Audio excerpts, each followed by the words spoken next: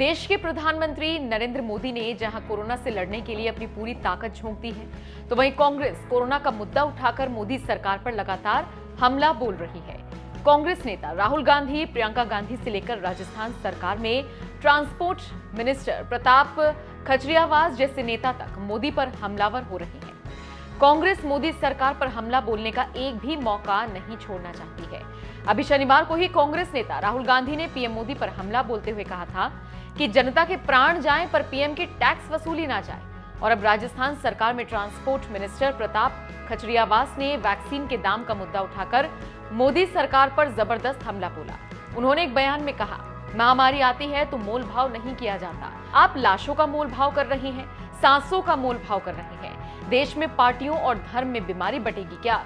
आपसे हाथ जोड़कर विनती है, देश को फ्री में वैक्सीन देनी चाहिए। सबसे ज्यादा जिम्मेदारी बनती है देश में जो सबसे बड़े पद पर बैठे हैं, प्रधानमंत्री जी की। और प्रधानमंत्री जी से मैं कह देना चाहता हूं, जब महामारी आती है अंतर्राष्ट्रीय स्तर की, राष्ट्रीय स्तर की, तब मोल भाव नहीं किए जाते हैं। आप लाशों का मोल भाव कर रहे हैं, सांसों का मोल भाव कर रहे हैं। ये किसने कहा? कांग्रेस और बीजेपी में बीमारी को बांटोगे?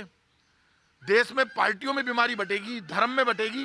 कोरोना तो ईमानदारी से आया है, हर धर्म, जाति, पार्टी सबका इलाज कर दिया। कुर्सी, गरीब, सब अमीर, सब में बराबर से आया है। अब तो हाथ जोड़कर विनती है, फ्री वैक्सीन इस देश के हर नागरिक का अधिकार है। आपको फ्री वैक्सीन देनी चाहिए थी, इस पर डिस्कस ही नहीं होना चाहिए था। आपने पहले वैक्सीन लाने में देर कर दी, फिर वैक्सीन लगाने में आपने देर कर दी। 6.5 करोड़ वैक्सीन आपने बाहर भेज दी। आपको शर्म नहीं आती? जवाब नहीं दोगे? जवाब देना पड़ेगा। मोदी सरकार पर हमला बोल रहे प्रताप खजरियावास ने वैक्सीन पर लगने वाले जीएसटी से लेकर महंगे होते पेट्रोल, डीजल और ऑक्सीजन का मुद्दा उठाकर कहा कि आप ये पाप कर रहे हैं। अगर आपसे नहीं हो रहा तो आप छोड़ दो, राज्य खुद से जुगाड़ कर लेंगे।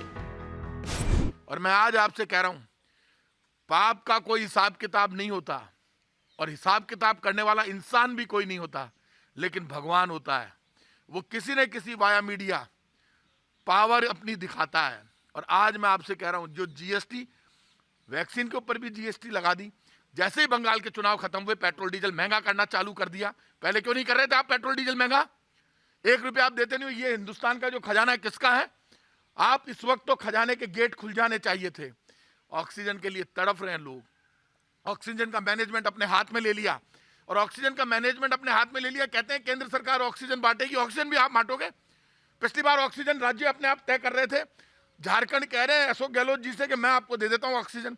थोड़ी देर बाद फोन आता है कि साहब मुझे ही मना कर दिया उन्होंने, वो मुझे भी वो तय करेंगे कितनी ऑक्सीजन मुझे लेनी है। आपसे मैनेजमेंट नहीं हो रहा, आप छोड़ दो, अपना आप राज्य अपने अपने राज्य में ऑक्सीजन कर लेंगे। आपने ऑक्सीजन पर रोक लगाकर पाप किया, पाप। और मैं आज आपसे कह रहा हूं, आपसे जब मैनेजमेंट हो नहीं रहा तो खुली कर दो ये ऑक्सीजन।